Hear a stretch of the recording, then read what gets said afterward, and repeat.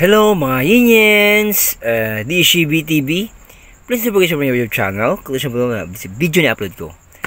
Nga pala sa update mo sa election result ng unofficial mga Yiniens, unofficial election result. Ito ay binalita ng GMA News, unofficial result. Ano daw? Result ng pagka-pangulo at Vice President ng bansang Pilipinas. Mga Yiniens, ito na yun.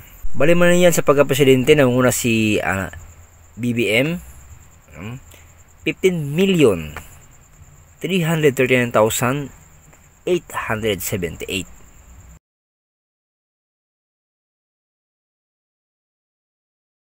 Sa pagka Vice President ng mga Yiniens, nanguna si Mayor Sara Duterte, 14,973,051.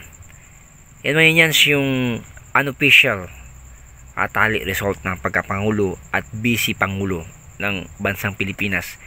Nanguna po ang unit team BBM Sara. Kaya mga Yiniens, ito po yung report ng GMA News. Sa ngayon mga Yiniens, update mga Yiniens. Mga Yiniens, abangan nyo mamaya mga Yiniens yung update natin sa pagkapangulo at Vice President ng bansang Pilipinas. Sa naman, sa pagkasenador naman, nangunguna ang ating idolo, future senador ng bansang Pilipinas, Ruben Padilla. Kaya mga Yiniens, salamat sa mga ganyan. God bless everyone. Keep safe. Sana sa mabuting kalagayan. And bye-bye muna mga ganyan sa ngayon.